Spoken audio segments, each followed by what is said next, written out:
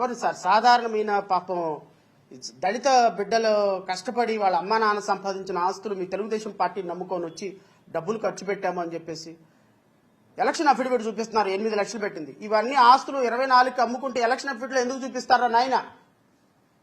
ఆ మాత్రం common sense లేదా మనకి? మీరు తెలుగుదేశం పార్టీ కోసం తెలుగుదేశం పార్టీలో టికెట్ కోసం ఈ ఆస్తులు అన్ని అమ్మేసుకుంటే ఎలక్షన్ అఫిడవిట్లో 8 లక్షలు కాక 80 కోట్లు ఎట్లా చూపిస్తారు?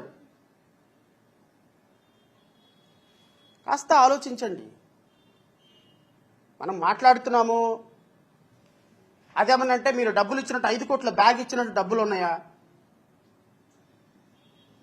ప్రాథమికమైన ఆధారమే సార్. మనం ఓటుకు నోటు కేసులో 5 కోట్లు తీసుకెళ్లి ఇచ్చామా? స్టిఫెన్ ద్వారా 50 లక్షలుగా ఇచ్చింది మనం. అది చాలు కేసు రిజిస్టర్ చేయడానికి. 50 లక్షల రూపాయలు నేను తీసుకున్నాను, నేను ఈ వడ్డీతో సహా ఇస్తానని వేమన సతీష్ మెసేజ్లు పెట్టిన స్క్రీన్ షాట్లు ఎగ్జామిన్ చేయండి.